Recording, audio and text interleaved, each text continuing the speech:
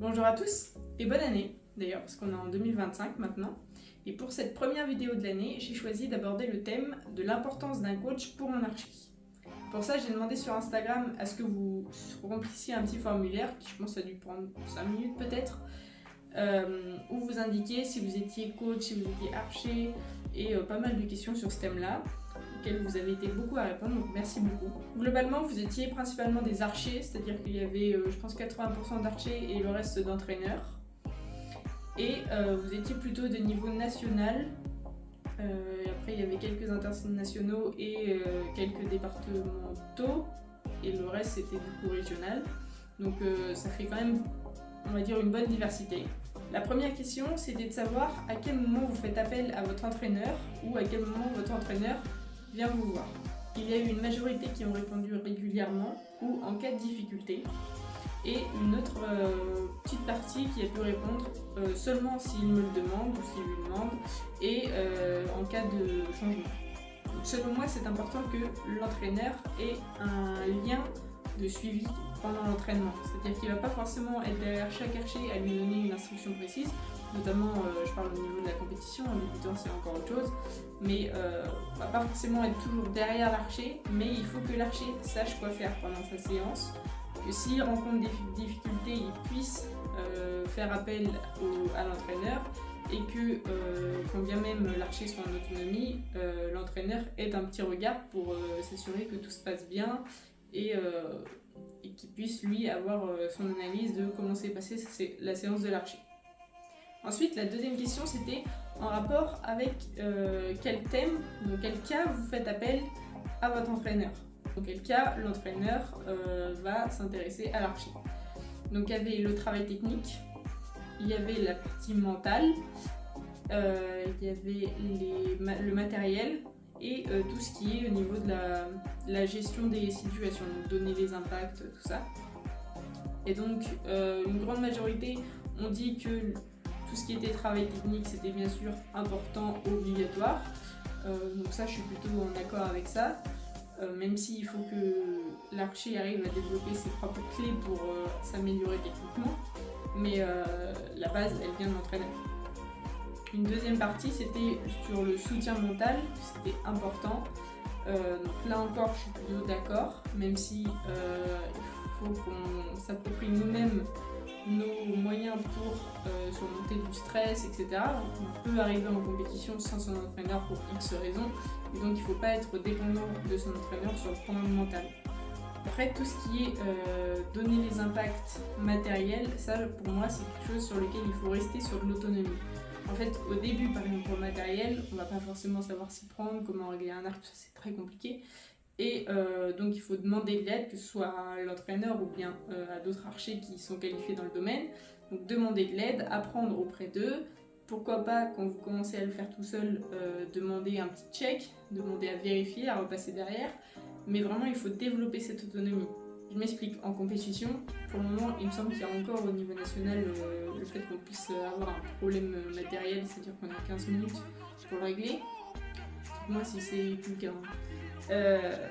Mais si un jour ça arrive qu'il n'y ait plus ça, ou que vous n'ayez pas votre entraîneur, ou que grand terrain, votre entraîneur il est à l'autre bout du terrain, ça vous fait stresser, je veux dire pour des petits trucs comme un upset qui se défait, etc. Si vous savez le régler, c'est mieux.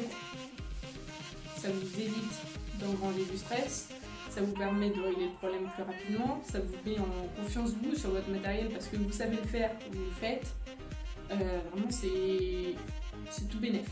Pour ce qui est des impacts, du coup, c'est la même chose. Souvent, on va dire il doit me donner à chaque flèche. Non.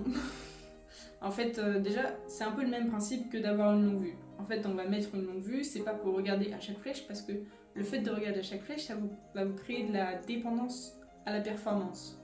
En fait, vous allez avoir envie forcément de mettre là, ça va être très dur de gérer le lien entre la cible et vous, rester sur vous en pensant que aux impacts, que à la performance. Vraiment, ça va être un gros bordel. Et donc, ce qu'on fait avec les longues vues, c'est que On doit apprendre à regarder dans la longue vue seulement, on va dire, toutes les 2 ou 3 flèches, juste pour voir si votre groupement, pas vos impacts précis de flèches, sont ensemble et centrés. L'entraîneur qui donne les impacts, c'est la même chose. Il ne faut pas que vous soyez dépendant de votre entraîneur pour les impacts. C'est-à-dire vraiment, je reste centré sur moi. Et quand j'ai besoin, quand j'ai un doute d'où sont mes flèches, là on me dit t'as une tendance gauche, t'as une tendance en haut, même lui, il faut lui faire confiance, il faut qu'il soit capable de vous dire à tel moment, genre il voit 3 flèches, je sais pas moi, dans le 9-8 en haut, il faut qu'il soit capable de vous dire ok t'es 9-8 haut, règle, conséquence. Le thème suivant c'était plutôt par rapport à la compétition justement, savoir est-ce que vous aviez le même entraîneur en compétition que à l'entraînement. J'ai quand même eu environ 20% qui ont répondu qu'ils n'avaient pas le même entraîneur. Alors je conçois, c'est très difficile pour des entraîneurs notamment bénévoles de pouvoir être là sur chaque compétition de chacun de leurs archers. Et ça dépend des compétitions. Il y a des compétitions qui vont être un peu des compétitions de routine. Là, on peut concevoir qu'ils ne soient pas présents, hein. Ils ont une famille, ils ont une vie derrière. Après, pour tout ce qui est grosses échéances, c'est plus important qu'il soit là. Pour moi, c'est nécessaire qu'en fait ce soit le même entraîneur en compétition qu'à l'entraînement parce que ça va permettre de créer un suivi, ça va lui permettre d'adapter les situations à l'entraînement. Mais au-delà de ça, en compétition, on le sait, hein, nous sur le pas de tir, on a notre réaction, on a nos ressentis qui ne sont pas forcément justes et qui pourront même changer à froid en y repensant. Et le fait d'avoir un point de vue extérieur qui vous connaisse, qui sache comment vous fonctionnez, vérifier que ce soit français, et ben c'est important quoi. Après, ça peut arriver que parfois on ait un coach pour le coup, qui soit plus là pour l'aspect mental, ça peut être nos parents, ça peut être la famille, mais là encore, ou les amis, hein, mais là encore c'est autre chose. Pour moi, si notre objectif c'est de faire de la performance, si notre objectif c'est de progresser, on va dire techniquement, mentalement, il faut vraiment avoir quelqu'un qui nous suit, que ce soit sur le pas de tir en compète ou sur le pas de tir à l'entraînement. D'avoir en plus un soutien mental de quelqu'un qui nous connaît plus émotionnellement que notre entraîneur.